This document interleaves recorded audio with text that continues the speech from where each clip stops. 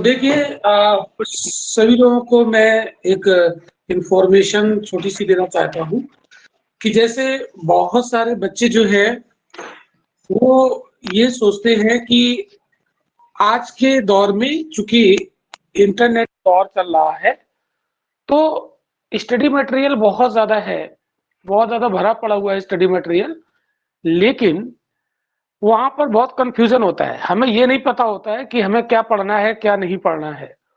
तो और तैयारी में सबसे बड़ी बात तो यही होती है कि हमें अगर ये पता चल जाए कि हमें क्या पढ़ना है और क्या नहीं पढ़ना है, तो मेरी 50% प्रॉब्लम वहाँ से सॉल्व हो जाती है।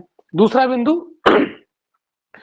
कि सिलेक्शन के लिए कंटिन्यूटी बहुत ज़रूरी होती है। तो कंटिन्यूटी तभी बन सकती है जब आप किसी के अंडर में रहकर प्रिपरेशन करें, किसी मार्गदर्शक के अंडर में रहकर आप प्रिपरेशन करेंगे, तो मार्गदर्शक आपको आपके टारगेट तक हाथ पकड़ कर ले जाएगा और अगर आप कहीं पर भटकेंगे तो आपको वो दिशा दिखाएगा। तो आपको एक गुरु की ज़रूरत पड़ेगी ही पड़ेगी और वो हमेशा पड़ती है। तो इसलिए जो लोग ये सोचते हैं कि आज बहुत सारा स्टडी मटेरियल भरा पड़ा हुआ है इंटरनेट के दौर में, तो हम वहाँ से पढ़ लेंगे, तो वो संभव नहीं। तो इसलिए एक गुरु की ज़रूरत हमेशा रहेगी और आप एक अच्छा गुरु पकड़िए और उस पर विश्वास रखिए और उसके मार्गदर्शन में काम करिए। आपको लगता है कि हम आपको आपके टारगेट तक पहुँचा सकते हैं, तो आप हमारे साथ चलिए और अगर आपको लगता है कि कोई और, तो आप उसके साथ चलिए, लेकिन एक गुरु की ज़रूरत हमेशा पड़ेगी। ओके, तो चलिए इन्हीं बातों के साथ हम क्लास को आगे शुरू करते हैं। वॉइस चैट आपका मैंने बंद कर रखा है क्योंकि फिर डिस्टर्ब होता है। टेक्स्ट मैसेज आप कर सकते हैं। फिंगर में बेटा वो मुझे कुछ चोट लग गई थी, इसलिए ये है। तो राइट हैंड का फिंगर है, तो लिखने में भी थोड़ी-सी मुझे प्रॉब्लम हो रही है। कोई नहीं, क्योंकि आप लोग पढ़ने के लिए तैयार हैं, तो हम पढ़ाने के लिए तैयार रहते हैं हमेशा। तो चलिए हम लोग शुरू करते हैं। कल हम लोगों ने कहाँ तक कवर कर लिया था? 4 लेक्चर हो चुके हैं अभी तक हमारे। तो हम आपको पढ़ा रहे थे arrival of European in India, वो हमारा कंप्लीट हो चुका है। तो PDEF ये हमारा कंप्लीट हो चुका है, ठीक है। पुर्तगीज, डच, इंग्लिश और फ्रेंच ये हम लोग यहाँ पर पढ़ चुके हैं और अब हम लोग यहाँ पर ये देख रहे थे आनंद, एक्चुअल में कुछ चोट लग गई है मेरे उंगली में, तो वो डॉक्टर ने ऑपरेट किया है और कोई बात नहीं। तो यहाँ पर भारत में फाइनली अंग्रेज एक शक्ति के रूप में इनका उद्भव होता है। तो हम जो टॉपिक पढ़ रहे हैं आपको बता देना चाहते हैं, हम लोग पढ़ रहे हैं भारत में अंग्रेजों का एक शक्ति के रूप में उद्भव, ठीक है। तो भारत में अंग्रेजों का एक शक्ति के रूप में उद्भव, एक शक्ति के रूप में उद्भव, ये टॉपिक पढ़ रहे हैं और बेहद इंटरेस्टिंग और इंपॉर्टेंट टॉपिक है। तो ये अपने आप को एक शक्ति के रूप में कैसे भारत में मतलब उदित कर लेते हैं। तो देखिए इनके 2 कंपटीटर होते हैं भारत में, एक तो यूरोपीय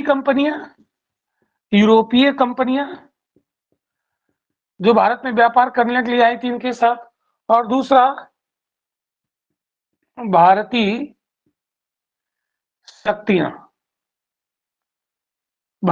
शक्तियां ये। तो हमने अभी तक आपको बताया है कि अंग्रेजों ने यूरोपीय कंपनियों को भारत से कैसे बाहर कर दिया और फ्रांसीसी इनके सबसे बड़े प्रतिद्वंदी थे, उनको भी इन्होंने बाहर कर दिया, ठीक है। अब ये भारतीय शक्तियों के साथ उलझ जाएंगे और धीरे-धीरे ये भारतीय शक्तियों को भी पराजित कर देंगे और भारत में एक शक्ति के रूप में इनका जन्म हो जाएगा।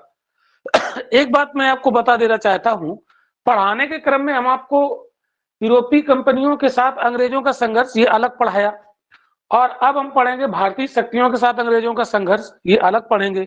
लेकिन ये इतिहास में दोनों घटनाएं एक साथ चल रही हैं।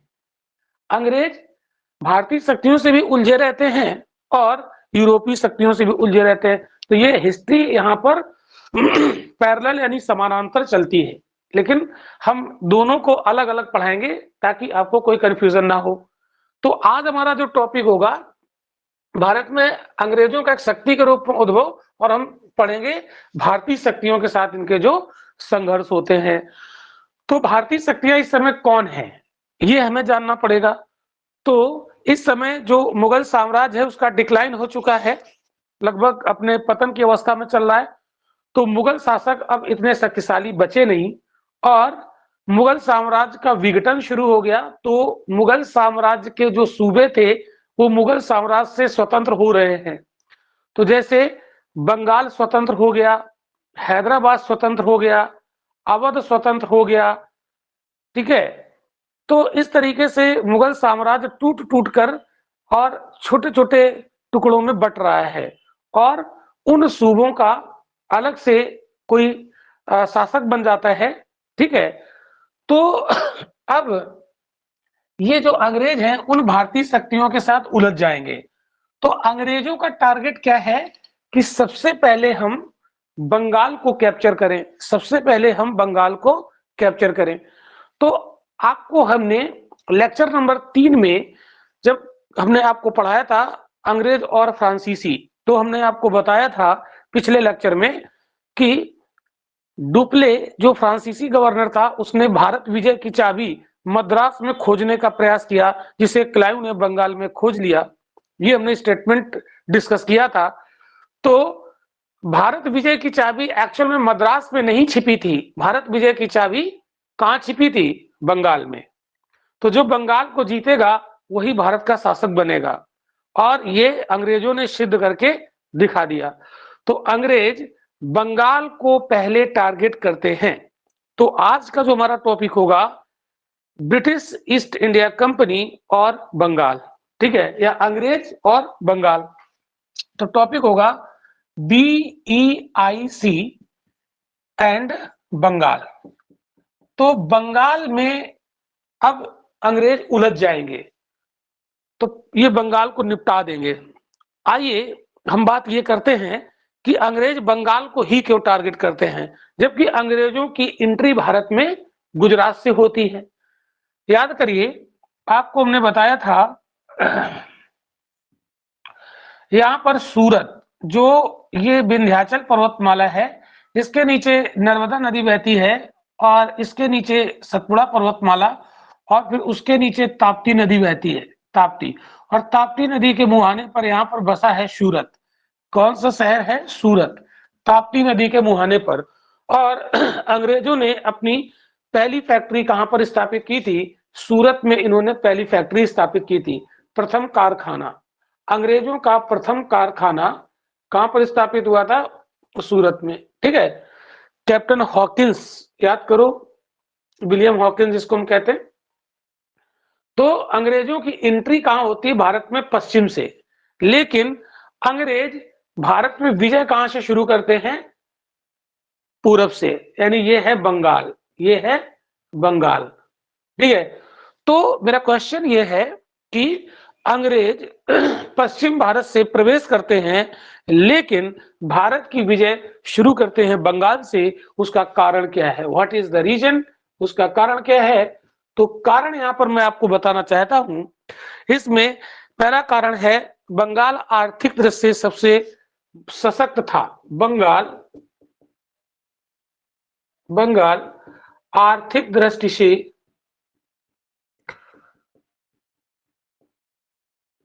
सशक्त था, तो इकोनॉमिकली बहुत साउंड था ये बंगाल।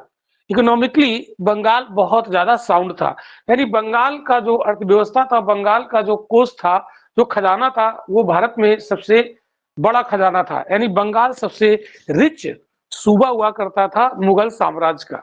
बंगाल सबसे रिच सूबा हुआ करता था मुगल साम्राज्य का। तो अंग्रेजों की दृष्टि इस खजाने पर टिकी हुई है कि अगर हम बंगाल पर कब्जा करेंगे तो हमारी अर्थव्यवस्था बहुत स्ट्रांग हो जाएगी, बंगाल का खजाना हमें प्राप्त हो जाएगा। ठीक है, तो पहला रीजन ये है।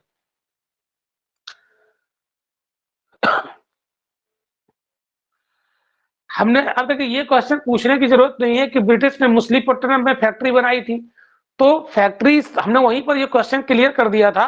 आप लेक्चर को दोबारा देखो, लेक्चर को आप दोबारा देखो, रिपीट करके देखो। हमने ये क्वेश्चन का जवाब दिया था कि मछलीपट्टनम में 1611 में जरूर उसने फैक्ट्री स्थापित की थी, लेकिन सबसे पहले फैक्ट्री स्थापित करने की अनुमति सूरत में मिली थी। हाँ, सूरत में फैक्ट्री थोड़ा लेट स्थापित हो पाई थी, कुछ विवाद हो गया था इसलिए। तो क्वेश्चन अगर पूछा जाए कि भारत में अंग्रेजों का पहला कारखाना कौन था, और अगर उसमें ऑप्शन दोनों है तो आप लगाओगे मछलीपट्टनम, और अगर पूछा जाए कि सबसे पहले अनुमति कहां मिली थी तो आंसर लगाओगे सूरत। ठीक है, तो सूरत से इनकी एंट्री होती है। ठीक है, तो ध्यान रखिएगा। अब आप देखो तो पहला रीजन ये था, और दूसरा रीजन था कि जो अंग्रेज थे वो बंगाल मतलब एक आर्थिक केंद्र था, है ना, तभी तो ये भारत का, इसे स्वर्ग बोलते थे। बंगाल को क्या बोलते थे, भारत का स्वर्ग बोला जाता था उस समय, कि ये भारत का स्वर्ग है, बहुत ज्यादा ये धनी था। ठीक है, दूसरा, ये यहां से क्यों इन्होंने शुरू नहीं की विजय, तो देखिए समझिएगा, सूरत से इन्होंने विजय अभियान क्यों नहीं शुरू किया, उसके पीछे रीजन है। इस समय तक यहाँ पर मराठा जो है, महाराष्ट्र में मराठा काफी शक्तिशाली हो जाते हैं, मराठा शक्तिशाली हो जाते हैं। ठीक है, तो मराठा इन्हें यहां पर घुसने नहीं देंगे, मराठा इन्हें यहां पर घुसने नहीं देंगे, है ना।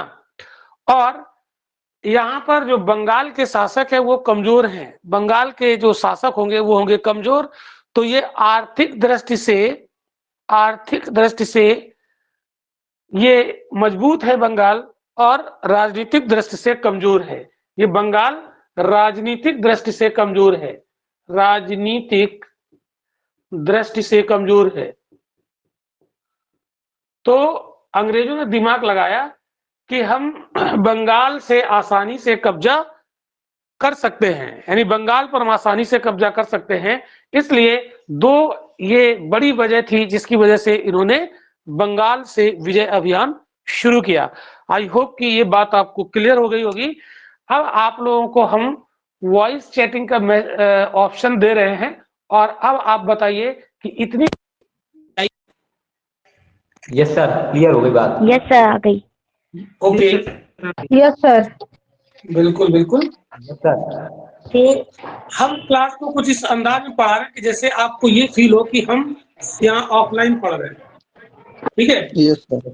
ऑफलाइन फीलिंग के साथ हम आपको यहाँ पर पढ़ा रहे हैं, और ये हमारा प्रॉमिस है कि अगर आप हमारे साथ पूरा धैर्य के साथ जुड़ के रहते हैं तो हम आपको वहां तक पहुंचा देंगे जहां तक आप जाना चाहते हैं। Thank you sir.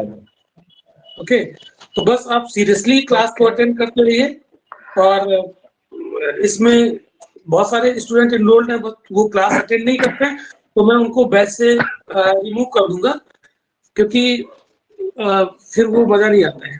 ठीक है, और बाकी आप पढ़िए अच्छे से। तो चलिए वॉइस चैटिंग का हम ऑप्शन आपका क्लोज कर रहे हैं, आगे बढ़ाते हैं क्लास को।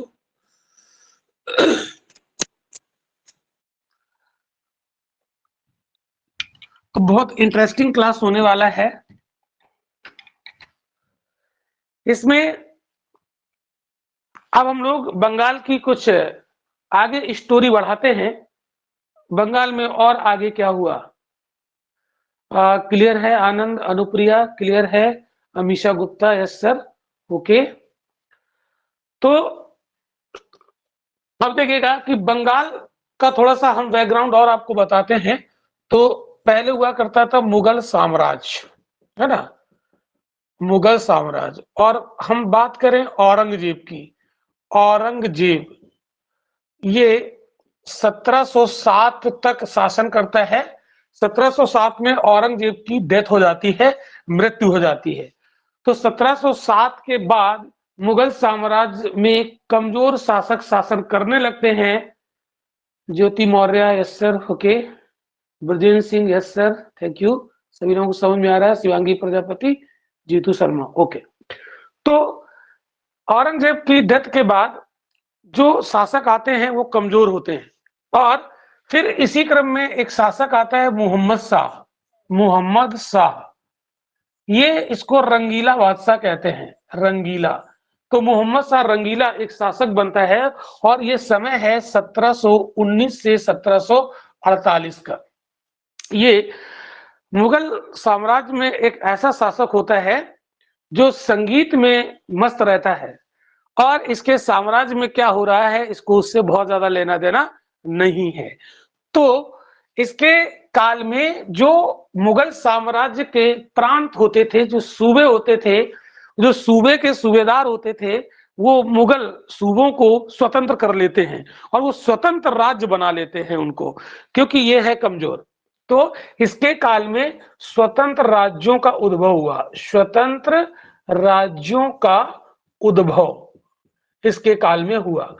तो हैदराबाद जो कभी मुगल साम्राज्य का प्रांत हुआ करता था वो स्वतंत्र हो जाता है, तो हैदराबाद स्वतंत्र हो जाता है।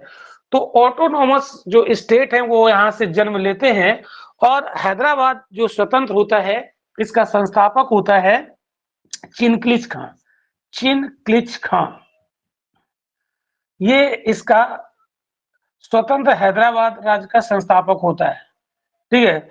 इसी पर इसको निजामुल मुल्क भी कहा जाता है, निजामुल मुल्क। ध्यान से समझना, एक एक चीज आपको समझ में आएगी। निजामुल मुल्क इसको बोला जाता है। और ऐसे ही बंगाल भी स्वतंत्र हो जाता है, बंगाल भी स्वतंत्र होता है और बंगाल की स्वतंत्रता का क्रेडिट दिया जाता है मुर्शीद कुली खां।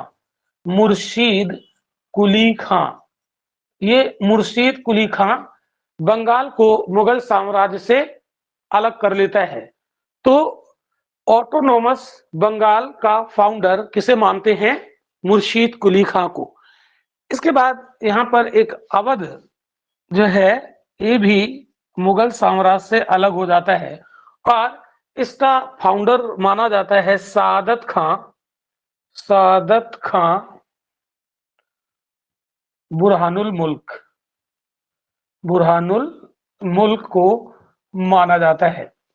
तो ऐसे ही मुगल साम्राज्य का विघटन जारी रहता है। तो मुगल साम्राज्य अब कमजोर पड़ जाता है और भारत की जो राजनीतिक दशाएं हैं वो भी कमजोर हो जाती हैं।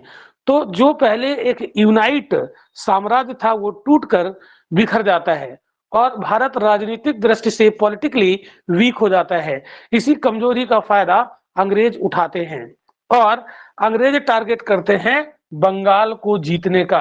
अंग्रेज टारगेट करते हैं पहले बंगाल को जीतने का। तो आइए, ये स्टोरी आपको समझ में आ गई होगी। ये आपको जो बैकग्राउंड मैंने आपको बताई बंगाल की वो आपको समझ में आ गई होगी। तो जो हमारा आज बेसिकली टॉपिक है वो BEIC एंड बंगाल। तो बंगाल में अंग्रेजों का एक शक्ति के रूप में उद्भव। तो चलिए शुरू करते हैं मुर्शीद कुली खां से। मुर्शीद कुली खां बहुत इंपॉर्टेंट और इंटरेस्टिंग टॉपिक है, इसको ध्यान से आप लोग समझिएगा। मुर्शीद कुली खां की नियुक्ति होती है 1707 में, सॉरी 1700 में इसकी नियुक्ति होती है और 1727 तक ये, तो पहले तो ये मुगल साम्राज्य का सूबा था बंगाल और मुर्शीद कुली खां को बंगाल का सूबेदार बनाया गया, बंगाल का सूबेदार बनाया गया। औरंगजेब ने इसको 1701 में अपॉइंट किया था। ये सब सन आपको याद नहीं करने, ये इतिहास में हर सन आपको रटना नहीं है, ठीक है। जो इंपॉर्टेंट होगा एग्जाम पॉइंट ऑफ व्यू से वो हम आपको बताएंगे, है ना, बाकी आपको अनावश्यक याद नहीं करना है। तो इसको औरंगजेब के द्वारा, यानी औरंगजेब ने 1701 में बंगाल का सूबेदार नियुक्त किया, बंगाल का सूबेदार नियुक्त किया, नियुक्त किया। Murshid Quli Khan was appointed as a subedar of Bengal by Aurangzeb in 1701। तो 1701 में इसको सूबेदार के रूप में अपॉइंट किया गया। दूसरा, इसने तो जिस समय ये बंगाल मुगल साम्राज्य का सूबा था, उस समय इसकी राजधानी ढाका हुआ करती थी। क्या राजधानी होती थी? ढाका, जो आज बांग्लादेश की राजधानी। तो इसने क्या किया, बंगाल की राजधानी ढाका के स्थान से मकसूदाबाद बना लिया। तो मुर्शीद कुली खां क्या करता है, बंगाल की राजधानी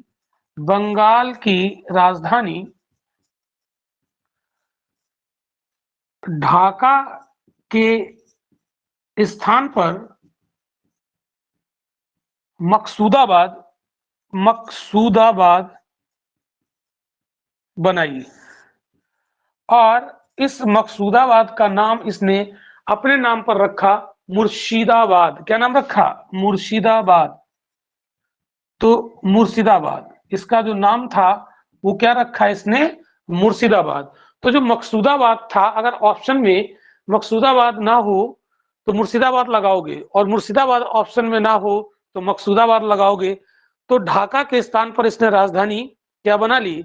मकसूदाबाद, और इसका नाम इसने अपने नाम पर मुर्शिदाबाद रखा। ये दो काम इसने किए, और इसने स्वतंत्र बंगाल राज्य की स्थापना की, यानी बंगाल को इसने मुगल साम्राज्य से अलग कर लिया। ठीक है, तो इसने स्वतंत्र बंगाल राज्य की स्थापना की, स्वतंत्र बंगाल राज्य की स्थापना की, स्वतंत्र बंगाल राज्य की इसने स्थापना की। ये काम किया इसने, और इसने बंगाल में एक नई भू राजस्व व्यवस्था शुरू की। ये मैं यहां पर लिख देता हूं, नई भू राजस्व व्यवस्था, नई भू राजस्व व्यवस्था शुरू की। ये एक नया लैंड सेटलमेंट, नया इसने एक भूमि बंदोबस्त, जो भू राजस्व रेवेन्यू वसूलने के लिए इसने एक नई व्यवस्था शुरू की। ठीक है, जिसको हम इजारेदारी प्रथा कहते हैं। इजारेदारी प्रथा, इजारेदारी प्रथा, इजारेदारी प्रथा, ये एक प्रकार की ठेके की व्यवस्था थी, और इसने मतलब वहां की भूमि को ये ठेके पर उठा देता था, और इसने इस व्यवस्था के तहत वहां पर किसानों को तकावी ऋण भी खूब सारा बांटा। तकावी ऋण, तकावी ऋण क्या होता है? इसमें किसानों को तकावी ऋण बांटा, इकोनॉमी का टर्म है तकावी ऋण बांटा। तकावी ऋण का मतलब होता है कि जैसे किसान जब खेतों की बुआई करता है तो उसको अनाज यानी बीज और उर्वरक और हल बैल की व्यवस्था करनी पड़ती है, उसके लिए उसके पास पैसे नहीं होते हैं, तो ये उसे ऋण देता है, और जब फसल कटती है तो उस ऋण को ये वसूल लेता है। तो इससे क्या होता है, किसानों को थोड़ा सा सपोर्ट मिल जाता है बुआई जुताई के समय। ओके, तो इसने एग्रीकल्चर को भी सपोर्ट किया है, प्रमोट करने के लिए इसने काम किया है बंगाल में। तो मुर्शीद कुली खां का इतना यहाँ पर काम था बंगाल में।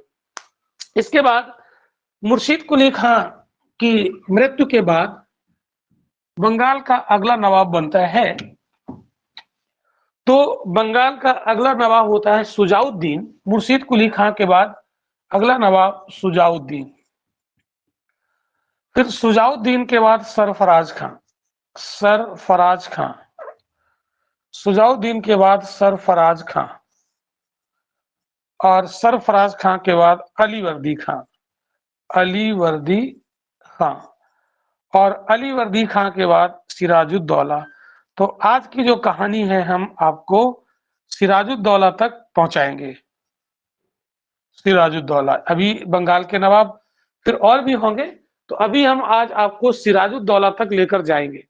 ठीक है, इस बंगाल को हम दो पार्ट में पढ़ेंगे, दो लेक्चर होंगे इसके, क्योंकि थोड़ा बड़ा टॉपिक है, और चीजें हम आपको एक एक क्लियर करके यहाँ पर समझाएंगे ताकि आपको कोई समस्या ना हो। तो एक बार फिर हम आपसे पूछना चाहेंगे कि ये सारी चीजें आपको क्लियर हो रही? मैंने ओपन किया है। यस सर, क्लियर है। यस सर क्लियर क्लियर है सर। यस सर क्लियर है। Okay okay. आज क्लास में कितने लोग हैं? शुक्रिया, ओम कृष्ण, वीरेंद्र। Okay okay.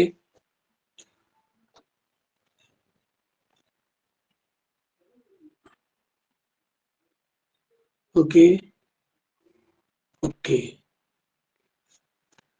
चलिए तो आगे हम लोग बढ़ते हैं।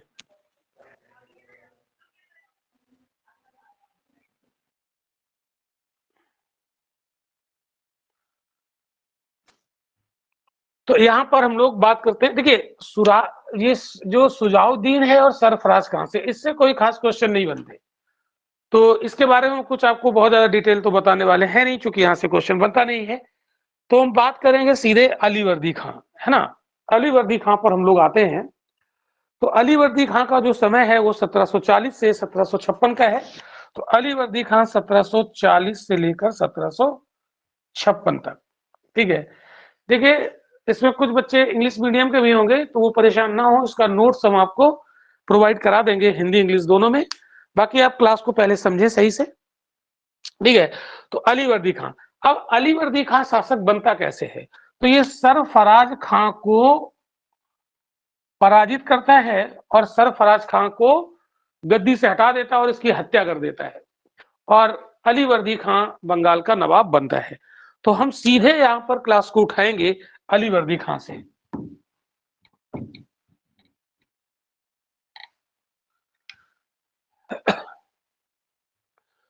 तो चलिए बात करते हैं हम लोग अलीवर्दी खां को बंगाल के नवाब के रूप में पढ़ते हैं।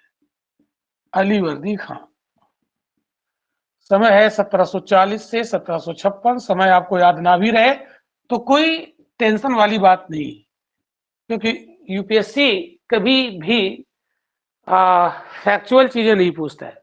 हाँ, अगर आपको याद है, थोड़ा सा आइडिया है, तो ये आपको आसानी हो जाए कि हाँ इस टाइम की बात हो रही है। तो 18वीं शताब्दी का दौर चल रहा है, 18th सेंचुरी में है हम लोग जो इतिहास पढ़ रहे हैं उस टाइम का। अब आप देखिएगा, इसने एक युद्ध लड़ा जिसका नाम था घिरिया का युद्ध, गिरिया या घेरिया, गिरिया का युद्ध। ये है 1740 में। तो गिरिया के युद्ध में जानते हो क्या हुआ? अलीवर्दी खां और सरफराज खां के बीच में होता है। तो अलीवर्दी खां वर्सेस सरफराज, इस युद्ध का रिजल्ट यानी परिणाम क्या होता है? अलीवर्दी खां ने सरफराज खां की इसमें हत्या कर दी। तो सरफराज इसमें मारा गया, है ना। सरफराज मारा गया, सरफराज मारा गया। तो इस युद्ध में सरफराज खां मारा जाता है। तो आप इसको ऐसे याद कर लो, घेरिया के युद्ध में अलीवर्दी खां ने सरफराज खां को घेर कर मार डाला, है ना। तो घेरिया का युद्ध आपको याद रहेगा। तो अब अलीवर्दी खां बनता है बंगाल का नवाब, ठीक है। तो अलीवर्दी खां बंगाल में एक योग्य नवाब था, ये काफी योग्य नवाब था बंगाल का। तो इसने, अच्छा, इसके टाइम पर अंग्रेजों का जो दस्तक है वो बंगाल में वो दस्तक दे चुके हैं। अंग्रेजों का, यूरोपियंस का प्रभाव बंगाल में शुरू हो जाता है। तो ये यूरोपियंस की आदतों से काफी परिचित था अलीवर्दी खां।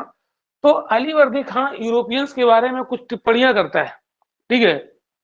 ये अलीवर्दी ने यूरोपियों की तुलना मधुमक्खियों से की, ये बात आप याद रखिएगा। अलीवर्दी खां ने यूरोपियों की तुलना मधुमक्खियों से की, मधुमक्खियों से। ये कहता है कि जो यूरोपियंस हैं ये मधुमक्खी के समान है, ये मधुमक्खी के नेचर के होते हैं। अगर इनको ना छेड़ा जाए तो ये हमें शहद देंगे, ना छेड़ा जाए तो ये हमें शहद देंगे। शहद तो मीठा होता है, यानी कि अच्छा फल देंगे, है ना। ये हमारे लिए बेनिफिशियल होंगे। और अगर इनको डिस्टर्ब किया गया, अगर इनको नाराज कर दिया गया, इनको छेड़ दिया गया, तो ये इतने डंक मारेंगे कि ये डंक मार मार कर मार डालेंगे, तो ये हमारे लिए घातक हो जाएंगे। ठीक है, तो यूरोपियों की तुलना मधुमक्खियों से किसने की, याद रखिएगा, किसने की, अलीवर्दी खां ने की। तो यूरोपियंस के नेचर से ये काफी ज्यादा परिचित था। ठीक है, अब आप देखिएगा, एक चीज यहां पर आपको मैं बताना चाहूंगा कि मुर्शीद कुली खां ने बंगाल को मुगल साम्राज्य से स्वतंत्र जरूर कर लिया था, लेकिन ये मुर्शीद कुली खां और मुर्शीद कुली खां के बाद के जो शासक बंगाल में आते हैं, ये मुगल सूबेदार को मुगल शासक को यानी मुगल बादशाह को नजराना जरूर भेंट करते थे। नजराना एक प्रकार का टैक्स होता है, तो नजराना देते थे। ठीक है, लेकिन अलीवर्दी खां बंगाल का पहला नवाब हुआ जिसने मुगल बादशाह को नजराना देना बंद कर दिया। इसका मतलब है कि टैक्स देना बंद कर दिया। इसका मतलब है कि पूर्ण रूप से स्वतंत्र अलीवर्दी खां हुआ। उसके पहले के शासक बंगाल के नवाब स्वतंत्र तो हो गए थे, लेकिन मुगल बादशाह को नजराना जरूर देते थे। तो ध्यान रखिएगा, बंगाल का पहला नवाब जिसने मुगल बादशाह को नजराना देना बंद कर दिया वो था अलीवर्दी खां। ठीक है, अब जैसा कि हमने आपको बताया कि अलीवर्दी खां यूरोपियंस के नेचर से परिचित था और इसको यूरोपियंस की शक्ति का आभास भी था, है ना। इससे यूरोपियंस की पावर का आभास भी था, एहसास भी था। इससे यूरोपियंस की शक्ति का आभास था, शक्ति का आभास था। जानते ये क्या बोलता है, समझिएगा ध्यान से। इसे यूरोपियंस की शक्ति का आभास भी था। ये बोलता है कि अभी इस समय धरती पर आग लगी है और जिसे बुझाना काफी मुश्किल पड़ रहा है, और अगर सागर से भी लपटें उठ गई तो फिर उसे कौन बुझाएगा। मतलब कहने का यह है कि अभी धरती पर आग लगी है, मतलब अभी लैंड पर यूरोपियंस मौजूद हैं। ठीक है, तो उनसे निपटना भी काफी टफ है। और अगर अंग्रेज भी आ गए, क्योंकि अंग्रेजों की नेवी बहुत स्ट्रांग थी, तो अगर अंग्रेज आ गए सागर के रास्ते से तो वो जो लपटें उठेंगी उसको कौन बुझाएगा। यानी इसको यूरोपियंस की शक्ति का बहुत बड़ा आभास हो चुका था। तो ये यूरोपियंस के बारे में बहुत कुछ बोलता है। ओके, इसके बाद जब अलीवर्दी खां की डेथ होती है तो अलीवर्दी खां का कोई पुत्र नहीं होता है, तो ये उत्तराधिकारी की शो बनाएगा। तो अलीवर्दी खां का कोई पुत्र होता नहीं है, लेकिन इसकी पुत्रियां होती हैं। तो ये अपने पुत्री के पुत्र को अपना उत्तराधिकारी बनाता है। पुत्री के, अब इसकी पुत्रियां हैं, एक नहीं है, 2-3 पुत्रियां हैं। तो इसमें से एक पुत्री का पुत्र होता है सिराजुद्दौला। सिराजुद्दौला, तो जब ये सिराजुद्दौला को बंगाल का अगला नवाब घोषित करता है, तो इसकी जो अलीवर्दी खां की जो दूसरी पुत्री होगी, जिसके पुत्र को गद्दी नहीं दी गई, तो वो तो नाराज हो गई होगी। अर्थात सिराजुद्दौला की जो मौसी होगी वो सिराजुद्दौला की विरोधी हो जाएगी। तो सिराजुद्दौला गद्दी पर बैठता है 1756 में, और ये 1757 में ज्यादा दिनों तक शासक नहीं रह पाता है, जबकि ये योग्य था। फिर भी इसके साथ ऐसा क्या हुआ जो ये लंबे समय तक शासन नहीं कर पाया। इसके पीछे कारण क्या, अभी आपको समझ में आएगा। तो सिराजुद्दौला को ये उत्तराधिकारी बनाता है, तो सिराजुद्दौला के तमाम विरोधी हो जाएंगे। तो सिराज के विरोधी गुट के विरोधी, समझिएगा ध्यान से। तो इसके कौन कौन विरोधी होंगे ये बात आपको समझना है। तो इसकी मौसी तो इसकी विरोधी हो ही जाएगी, है ना। इसकी मौसी, नाम था घसीटी बेगम, नाम था घसीटी बेगम। तो ये नाराज हो जाएगी, इसकी विरोधी हो जाएगी। दूसरा, पूर्णिया का नवाब शौकत जंग, पूर्णिया वहां पर जगह पड़ती है। पूर्णिया का नवाब नवाब शौकत जंग, शौकत जंग, ये इसका अपोजिट ग्रुप है, ये विरोधी है। और नवाब का सेनापति मीर जाफर, इस ये जो नवाब है ना, इसका सेनापति मीर जाफर, सेनापति कौन? मीर जाफर, ये भी विरोधी हो जाता है। क्यों होता है, इसके पीछे कारण क्या है, अभी आपको समझाएंगे। मीर जाफर ये विरोधी। फिर नवाब का दीवान था राय दुर्लभ, दीवान राय दुर्लभ, ये दीवान एक पद होता था, राय दुर्लभ, इनकी राय ही बहुत दुर्लभ थी, क्यों? तो राय दुर्लभ। और बंगाल के नदिया जिले, जो नदिया क्षेत्र पड़ता है बंगाल में, वहां का जगत सेठ, यानी वहां का नदिया का जगत सेठ, नदिया डिस्ट्रिक्ट है, जगत सेठ। जगत सेठ का मतलब क्या होता है, ये वहां का धनी आदमी था, मतलब बड़ा फेमस था, महावत चंद, महावत चंद, ये वहां का जगत सेठ था, बड़ा धनी व्यक्ति था। और एक और दीवान था, इसका नाम था अमीचंद, तो यहीं पर लिख देता हूं, दीवान राय दुर्लभ और अमीचंद। तो ये विरोधियों का एक लंबा समूह है। तो जब ज्यादा विरोधी होंगे तो सरवाइव करना बड़ा मुश्किल हो जाता है। हम कितने शक्तिशाली हैं, मतलब हम शासक कितने दिन तक कर पाएंगे, ये इस पर निर्भर नहीं करता कि हम कितने शक्तिशाली हैं। हम शासक कितने दिन तक शासन कर पाएंगे, ये निर्भर करता है कि हमारे विरोधी कितने कमजोर हैं। ठीक है, अगर विरोधी ज्यादा कमजोर हैं तो हम ज्यादा समय तक शासक बने रह सकते हैं। ठीक है, तो इसके विरोधियों की लंबी लिस्ट है ना। तो एक तो विरोधी ये है भारतीय, इसके सब पारिवारिक सबसे नजदीकी लोग हैं, वो इसके विरोधी हो जाते हैं, क्योंकि ये योग्य है और बाकी अयोग्य है, ये सब विरोधी बन जाते हैं। और फिर अंग्रेज तो यहाँ पर पूरी नजर लगा के बैठे हुए हैं, तो अंग्रेज भी विरोधी हैं। तो पारिवारिक नजदीकी लोग, उसके सेना के लोग, ये सब विरोधी हैं, और दूसरा अंग्रेज तो है ही।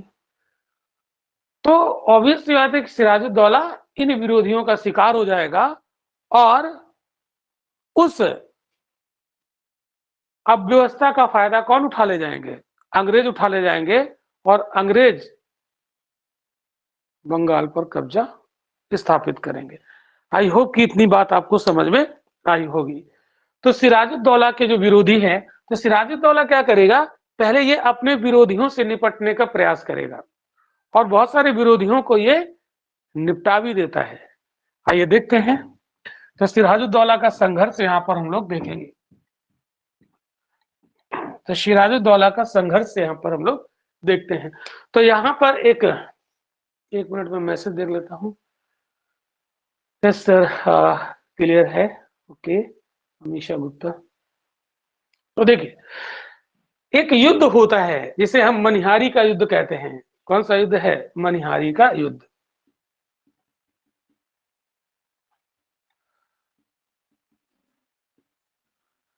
मनिहारी का युद्ध, ये बैटल ऑफ मनिहारी होता है, ये अक्टूबर 1756 में, अक्टूबर 1756 में मनिहारी का युद्ध होता है। ये सिराज और शौकत जंग के बीच में होता है। किसके बीच में होता है? सिराज वर्सेस शौकत जंग, पूर्णिया का नवाब शौकत जंग, उनके बीच में होता है। परिणाम क्या होता है? परिणाम होता है सिराज यहाँ पर शौकत जंग को किनारे कर देता है, यानी शौकत जंग की यहाँ पर हत्या कर दी जाती है। तो शौकत जंग was murdered by Siraj in battle of Manihari. तो शौकत जंग की हत्या, तो एक विरोधी तो इसने यहाँ पर किनारे कर दिया। ठीक है, तो ऐसे ये कुछ अपने जो भारतीय विरोधी थे उनको ये कुछ को तो किनारे करता है, और कुछ को किनारे कर देता है, तो कुछ तो डर जाते हैं। ठीक है, लेकिन डरा हुआ आदमी कुचला सांप की तरह होता है, वो मौका देखेगा तो फिर से फण उठा देगा, है ना। इतिहास तो यही कहता है कि छोड़ना तो किसी को नहीं चाहिए था। अब इधर क्या हुआ कि अंग्रेजों से इसका संघर्ष कैसे होता है, यानी सिराजुद्दौला और अंग्रेजों के बीच जो विवाद की जड़ है वो क्या है, इसको समझना पड़ेगा। ये यूपीएससी में क्वेश्चन पूछा गया था कि अंग्रेजों और सिराजुद्दौला के बीच जो खराब संबंध थे उनके पीछे क्या रीजन थे, व्हाट इज द रीजन, तो वो रीजन हमें यहाँ पर समझना पड़ेगा। तो सिराज और अंग्रेजों के बीच, यानी सिराजुद्दौला को हम शॉर्ट में यहाँ पर सिराज बोल रहे हैं, तो सिराज और अंग्रेज, तो इनके जो रिलेशन खराब हुए उसकी बड़ी वजह क्या थी, तो खराब संबंधों का कारण क्या था, खराब संबंधों का कारण, तो कोई एक कारण नहीं है, कई कारण दिखेंगे, लेकिन अगर हम एक कारण की बात करें, तो अंग्रेजों की अति महत्वाकांक्षा, क्या होगा, ये बहुत ज्यादा एम्बिशियस थे अंग्रेज, तो अंग्रेजों की महत्वाकांक्षा अगर हम एक लाइन में बोले तो एक कारण है अंग्रेजों की अति महत्वाकांक्षा, अंग्रेजों की अति हाईली एम्बिशियस थे वो, अति महत्वाकांक्षा, अति महत्वाकांक्षा ये क्या है, आइए समझते हैं। देखो अंग्रेज तो पूरी दृष्टि लगा के बैठे हुए कि किसी न किसी तरीके से बंगाल पे कब्जा किया जाए, तो बंगाल के राजनीतिक मामलों में हस्तक्षेप किया जाए, तो राजनीतिक मामलों में हस्तक्षेप करने के लिए कोई कारण तो होना चाहिए, कोई मतलब रीजन तो हो, तब तो हम हस्तक्षेप करें। और अगर रीजन है नहीं तो रीजन क्रिएट किया जाए, अगर रीजन नहीं है तो रीजन क्रिएट किया जाए। तो अंग्रेजों ने कुछ ऐसे कारण क्रिएट कर दिए जिससे सिराज और अंग्रेजों के बीच के संबंध खराब हो जाते हैं, यानी अंग्रेज जानबूझकर ऐसा करते हैं, ठीक है। तो आइए देखिए वो कारण क्या है, वो कौन कौन से रीजन है जो इन्होंने पैदा किए। तो पहला रीजन, अंग्रेजों द्वारा नवाब की सत्ता की अवहेलना करना, अंग्रेजों द्वारा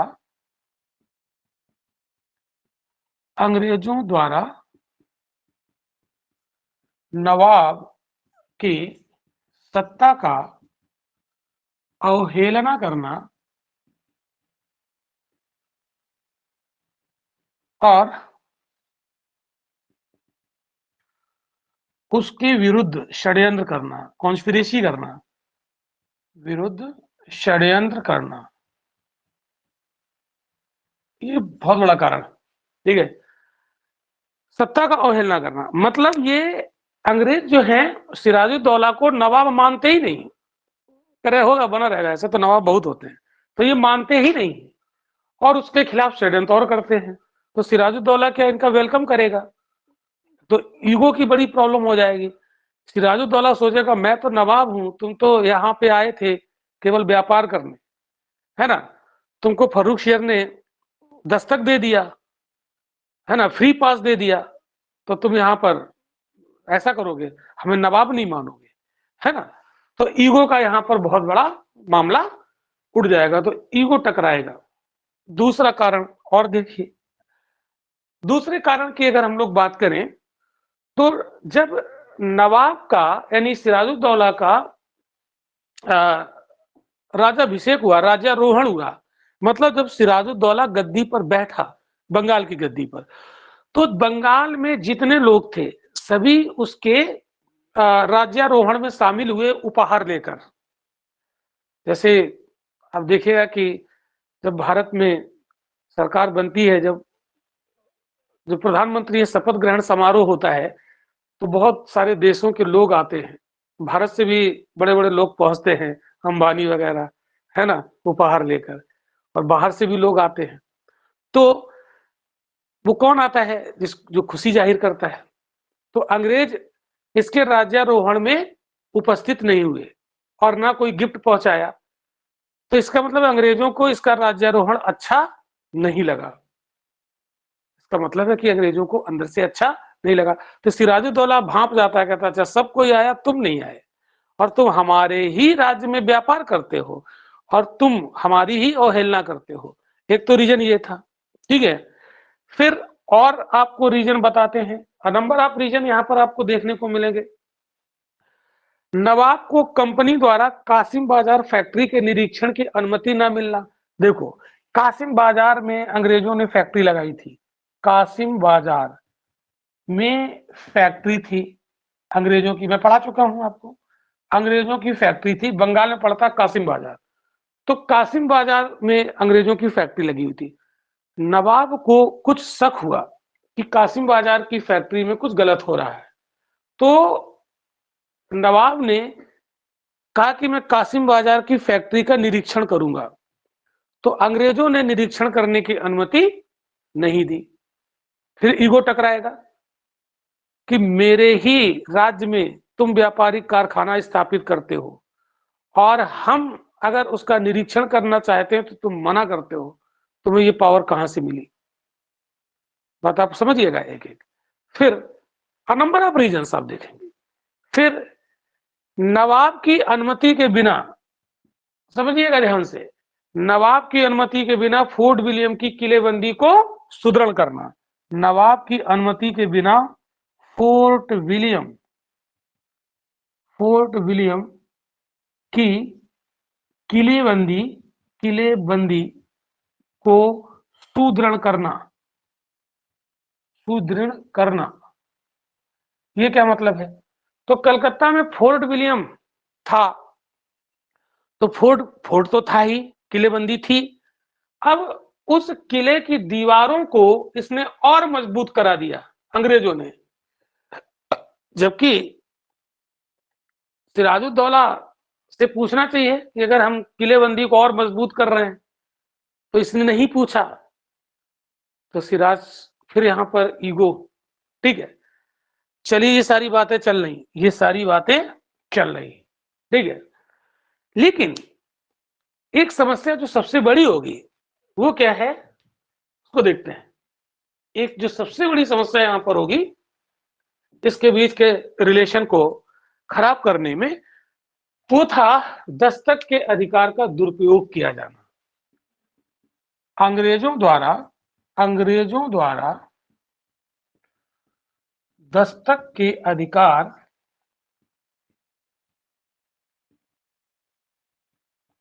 का दुरुपयोग किया जाना। दुरुपयोग, misuse of right of Dastak, या इसको हम लोग कहते हैं फ्री पास, जो फर्रुखसियर ने दिया था। पिछला लेक्चर आपको याद होना चाहिए। फ्री पास किसने दिया था अंग्रेजों को? फर्रुखसियर ने। तो इसका ये मिसयूज करते हैं। अब कैसे मिसयूज करते हैं इसको हम लोग समझते हैं, ये दुरुपयोग कैसे करते हैं, इसका मिसयूज कैसे करते हैं, इस चीज को समझना है। तो इसका मतलब ये था कि ये लोग क्या करते थे, दुरुपयोग किस तरीके से करते थे, ये फ्री पास को भारतीय व्यापारियों को रेंट पर दे देते थे। भारतीय व्यापारियों को रेंट पर दे देते थे।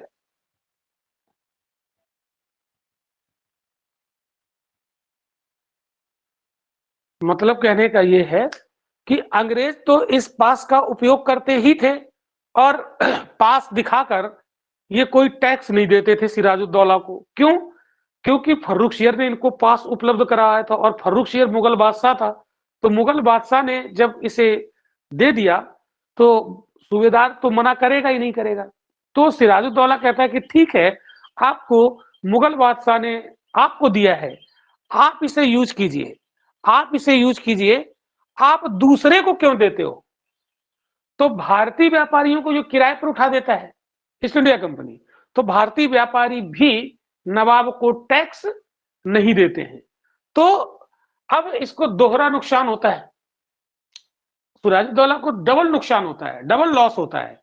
क्या? एक तो अंग्रेज व्यापारी टैक्स नहीं दे रहे हैं, फ्री पास है उनके पास, लेकिन वो भारतीय व्यापारी जो उसको टैक्स देते थे वो भी टैक्स नहीं दे रहे हैं। तो डबल लॉस हो रहा है ना, और अंग्रेजों को डबल फायदा हो रहा है। डबल फायदा क्या हो रहा है? एक तो खुद यूज कर रहे हैं, और दूसरा अंग्रेज भारतीय व्यापारियों से रेंट ले लेते हैं। क्या ले लेते हैं? रेंट। तो सिराजुद्दौला को डबल लॉस और अंग्रेजों को डबल फायदा। तो सिराजुद्दौला बर्दाश्त करेगा?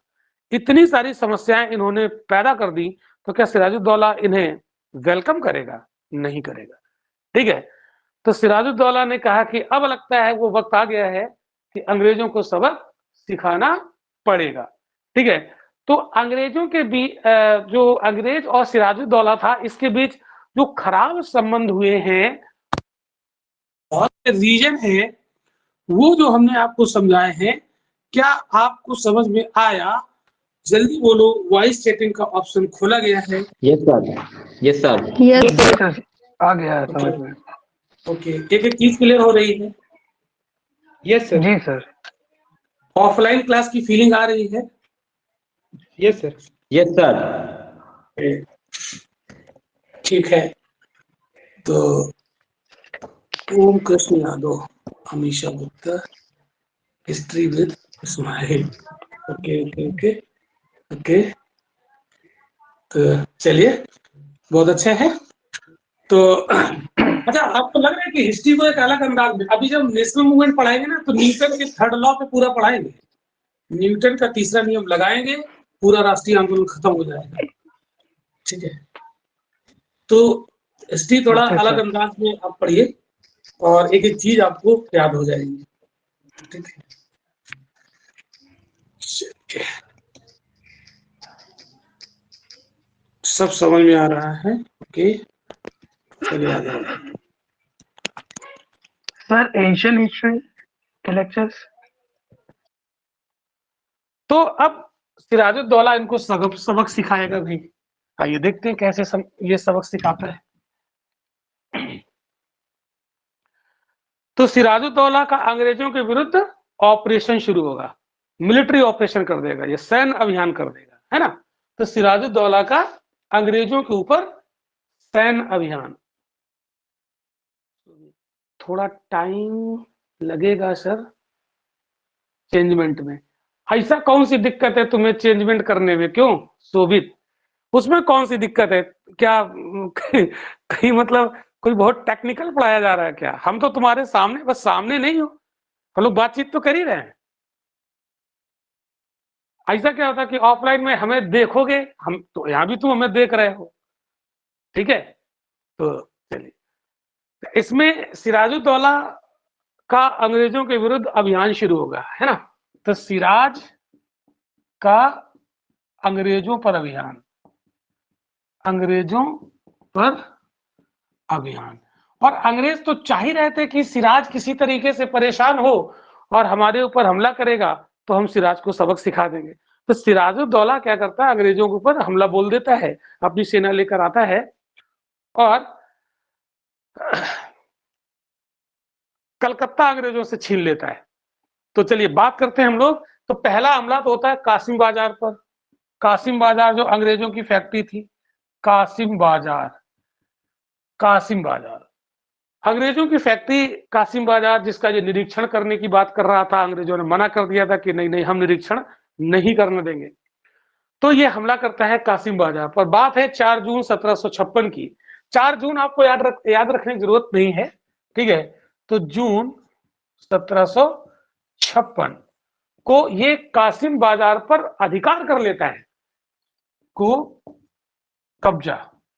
तो सिराजुद्दौला अंग्रेजों से कासिम बाजार छीन लेता है।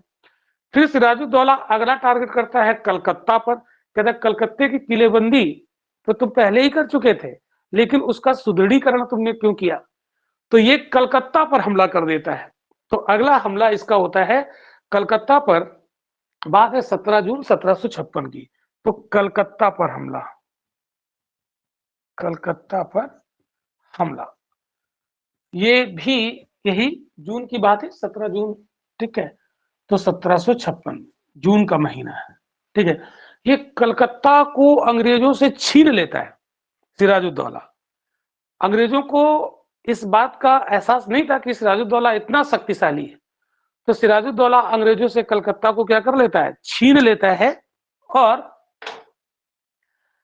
यहीं तक केवल सीमित नहीं रहता है, ये क्या करता है, 146 अंग्रेजों को गिरफ्तार कर लेता है। 146 अंग्रेजों को अरेस्ट कर लेता है, गिरफ्तार करता है, ठीक है। इन 146 अंग्रेज मेहमानों को ये गिरफ्तार करता है। अब इसकी मेहमानबाजी करेगा, है ना। इनका वेलकम कैसे करेगा, देखो क्या करता है। ये क्या करता है, इन 146 अंग्रेजों को करता क्या है, एक कोठरी में बंद कर देता है। एक कोठरी, ये होती है कोठरी, और इसमें सिर्फ एक ही दरवाजा है, एक ही दरवाजा है, और कोई वेंटिलेशन नहीं है, कोई पंखा वंखा नहीं लगाता है। हाँ, तो कोठरी में बंद कर देता है। बात होती है 20 जून 1756 की।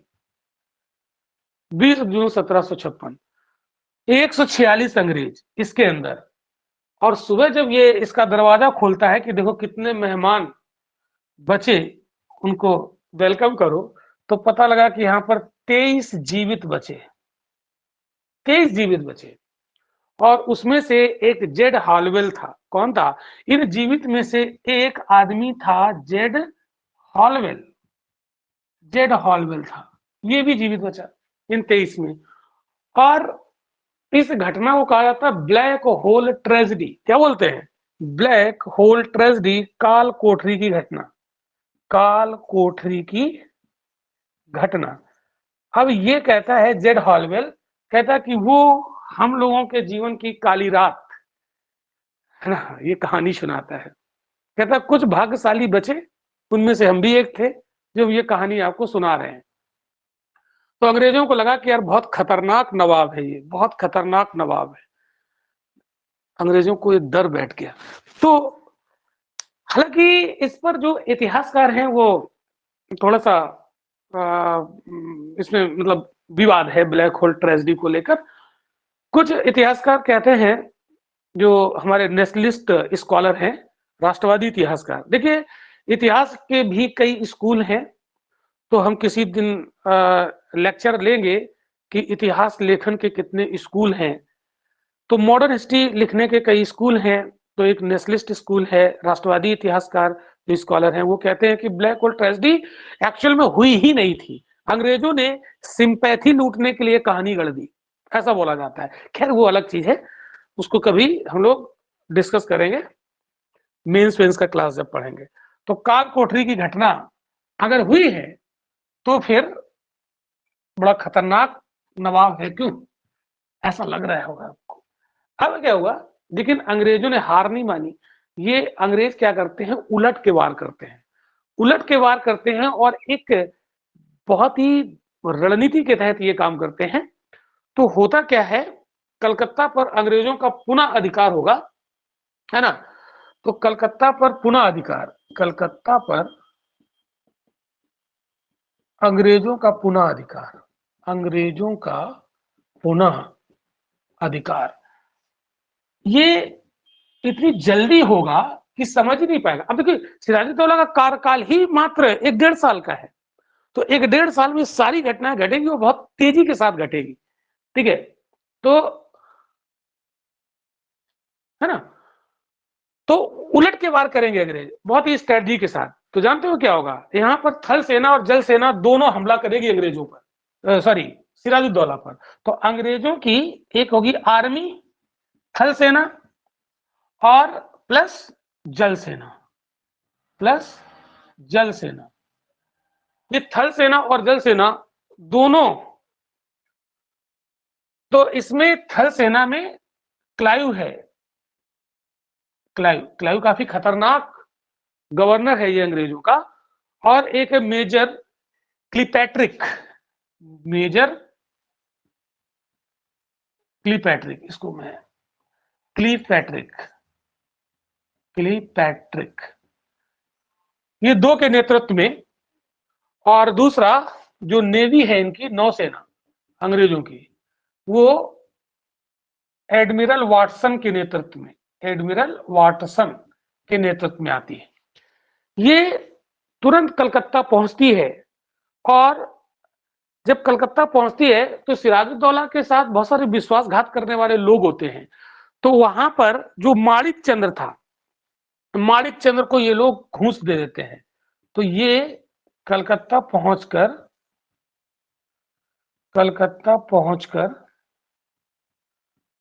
माणिक चंद्र को घूस दे देते हैं, माणिक चंद्र को घूस दे देते हैं। भारत में घूस का मामला तो फेमस है, तो घूस दे देते हैं। तो माणिक चंद्र क्या करता है, ये कलकत्ता पर कब्जा करवा देता है अंग्रेजों का, तो अंग्रेजों का कलकत्ता पर पुनः कब्जा हो जाता है। इस क्रम में सिराजुद्दौला समझ नहीं पाता, सिराजुद्दौला डर जाता है कि अरे ये हुआ क्या, अभी तो कुछ और था, ये हो क्या गया। तो सिराजुद्दौला को इस घटना के बाद कुछ समझ में नहीं आता है और डर जाता है। तो अंग्रेज उस डरे हुए सिराजुद्दौला के ऊपर एक संधि थोप देते हैं, एक ट्रीटी। तो एक ट्रीटी होती है इसके बाद, जिसको कहते हैं अलीनगर की संधि, बहुत इंपॉर्टेंट है अलीनगर की संधि। देखिए इतिहास में युद्ध और संधियां इसलिए पूछी जाती हैं क्योंकि ये इतिहास के टर्निंग पॉइंट होते हैं। इतिहास जा रहा है ऐसे और संधि हुई तो मतलब इतिहास इधर चला गया, इतिहास की दिशा बदल जाती है, इतिहास को एक नया मोड़ दे देती है ये संधियां, इसलिए क्वेश्चन पूछे जाते हैं। तो यहाँ पर अलीनगर की संधि होती है 9 फरवरी 1757 को। आप केवल 1757 याद रखो, 1757 फरवरी याद रख सकते हो। इस संधि में होता क्या है, सिराजुद्दौला को बाध्य किया जाता है, अंग्रेज अपनी शर्तें थोप देते हैं सिराजुद्दौला पर। अब क्या क्या शर्तें थोपते हैं, आइए अलीनगर की संधि की हम लोग शर्तें देखते हैं, इसकी क्या कंडीशन थी। ये सारी की सारी शर्तें अंग्रेजों के फेवर में होंगी।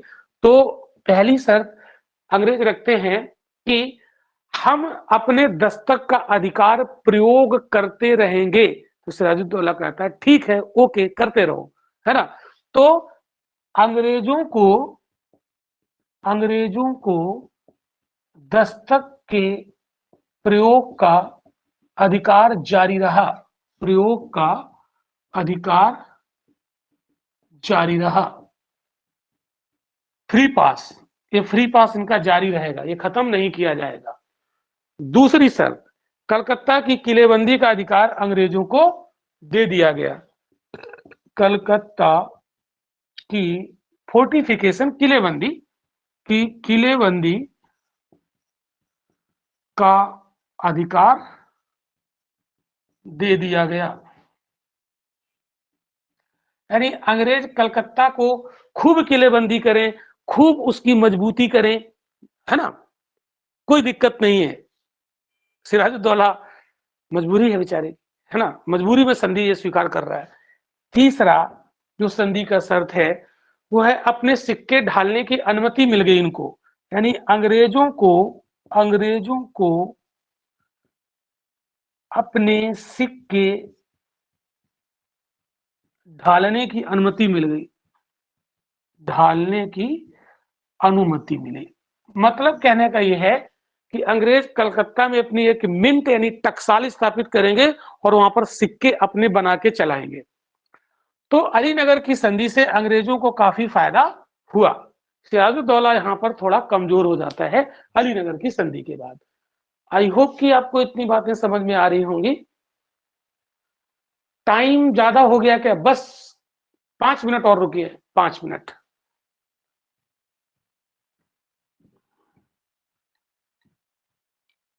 तो ये अलीनगर की संधि। अब इसके बाद जानते हो क्या होगा, इसके बाद होगा प्लासी का युद्ध, इसके बाद होगा प्लासी का युद्ध, ठीक है। तो आइए बैटल ऑफ प्लासी, प्लासी का युद्ध बहुत इंपॉर्टेंट है भारतीय इतिहास में।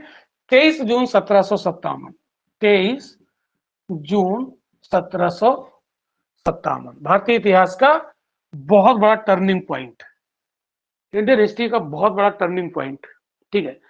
इसमें क्या हुआ, सिराज वर्सेस अंग्रेज, सिराज वर्सेस अंग्रेज। अब समझिएगा ध्यान से, देखिए सिराजुद्दौला का एक सेनापति था मीर जाफर, जो कि विरोधी गुट में शामिल था, और वो मीर जाफर बंगाल का नवाब बनना चाहता है, और नवाब तब तक नहीं बन पाएगा जब तक सिराजुद्दौला सामने से हटेगा नहीं, और सिराजुद्दौला को हटाना मीर जाफर के बस की बात नहीं है। इसलिए मीर जाफर किसी तरीके से अपने ही नवाब को हटाना चाहता है गद्दी से, क्योंकि वो अपने आप को शासक के रूप में देखना चाहता है।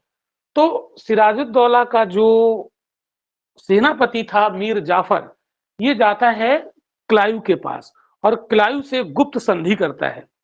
गुप्त संधि क्या करता है, संधि में जो बातें हैं वो ये हैं कि हम आपके साथ मिलकर सिराजुद्दौला को खत्म करना चाहते हैं और आप भी सिराजुद्दौला को खत्म करना चाहते हैं, लेकिन मेरी बहुत बड़ी महत्वाकांक्षा है कि हम बंगाल का नवाब बने।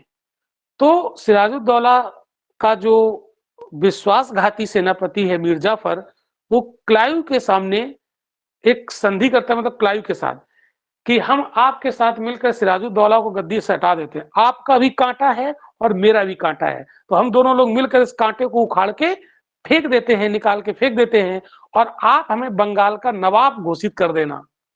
तो ये अंग्रेजों की मदद से, क्लाइव की मदद से बंगाल का नवाब बनना चाहता है, और ऐसी इसने संधि कर ली। तो ये संधि हो जाती है, ये गुप्त संधि होती है, और मीर जाफर कहता है कि मैं कुछ ऐसी परिस्थितियां क्रिएट करूंगा कि मैं युद्ध के लिए आऊंगा, और युद्ध के लिए आऊंगा लेकिन मैं लड़ूंगा नहीं, और आप युद्ध जीत लेना, और सिराजुद्दौला को वहीं मार दिया जाएगा, और बंगाल का नवाब हमें बना दिया जाएगा। तो ये मैच फिक्स हो गया। तो मैच फिक्सिंग हो चुकी है, कैप्टन जाके मैच को फिक्स कर चुका है। तो प्लासी की लड़ाई, अर्थात प्लासी में जो मैच होगा, है ना, इंडिया वर्सेस इंग्लैंड, है ना, उसमें इंडिया का कप्तान मैच फिक्स कर चुका है भाई। तो इस का परिणाम क्या होगा? तो प्लासी का युद्ध का परिणाम तो पहले ही कि क्या हो गया, पहले ही पता चल रहा है कि क्या होगा परिणाम, है ना। तो इसमें क्या होगा, सिराजुद्दौला की तरफ से कौन कौन आएगा लड़ने? एक तो मीर जाफर तो आएगा ही आएगा भी, भले ही दिखावा कर रहा है, सेना लेकर मीर जाफर आया। इसके बाद इसमें यार लतीफ और राय दुर्लभ भी आते हैं। राय दुर्लभ आपको बताया है, यार लतीफ प्लस राय दुर्लभ, कौन आया? राय दुर्लभ। इनकी दुर्लभ, राय ही दुर्लभ थी, क्यों? और प्लस मीर मदान और मोहनलाल। ये मुख्य लोग यहाँ पर हमने बताए हैं, बाकी और पूरी आर्मी, ठीक है। और अंग्रेजों की तरफ कौन है? क्लाइव, बहुत ही चालाक पर्सन, क्लाइव, नाम ही क्लाइव, क्लाइव क्लीवर, चालाक, है ना।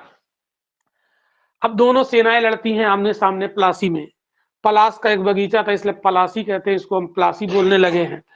तो इसके सिराज के दो बड़े विश्वसनीय सिपाही थे, मीर मदान और मोहनलाल। ये बहुत विश्वसनीय थे। ये बेचारे लड़ना शुरू कर देते हैं अंग्रेजों की सेना से, मोर्चा ले रहे हैं। अब मीर मदान मोहनलाल मीर जाफर से कहता है कि सेनापति साहब रणनीति बनाइए, हमला करवाइए। तो मीर जाफर कहता है अरे शांत रहो, ऐसे ही जीतेंगे, तुम लोग लड़ते रहो। इसने सेना को अनुमति नहीं दी। तब तक अंग्रेज सेना ने मीर मदान और मोहनलाल को ढेर कर दिया, मार दिया। तो जैसे ही ये विश्वसनीय सेनापति, सॉरी विश्वसनीय जो सिपाही है वो मर गए, मैदान में गोली लगी और ये मर गए, तो सेना में भगदड़ मच गई। मीर जाफर बड़ी तेजी से चिल्लाता है कि नवाब साहब आप मैदान छोड़कर भागिए, मोर्चा हम संभाल लेंगे। तो मोर्चा इसको कहाँ संभालना था। तो जैसे ही सिराज भागा तो सारी सेना पीछे से भागी, और मीर जाफर ने इशारा किया, ठीक है। तो यहाँ पर सिराज पराजित हुआ, और मीर जाफर का जो पुत्र था मीरन, मीर जाफर का एक पुत्र था मीरन, इसने आज्ञा दी, मीर जाफर को पकड़ लिया गया, और मोहम्मद बेग के द्वारा सिराजुद्दौला की हत्या कर दी गई। और बंगाल का एक गौरवशाली इतिहास यहां से डूब जाता है। तो यहां पर मोहम्मद बेग इसको मार देता है, और बंगाल की गद्दी पर मीर जाफर को अंग्रेज नवाब बना देते हैं।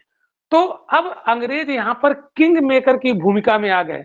अब बंगाल का नवाब कौन बनेगा ये डिसाइड करेंगे अंग्रेज। यानी अंग्रेज जो बंगाल में व्यापार करने के लिए आए थे, वो अब किंग मेकर बन गए। क्या बन गए? अंग्रेज बन गए किंग मेकर, ठीक है। समझिए आप कितनी बड़ी शक्ति के रूप में अंग्रेज यहां पर उभरेंगे। और जिस समय ये युद्ध हुआ था, उस समय बंगाल, उस समय ब्रिटेन का प्रधानमंत्री विलियम पिट्स था।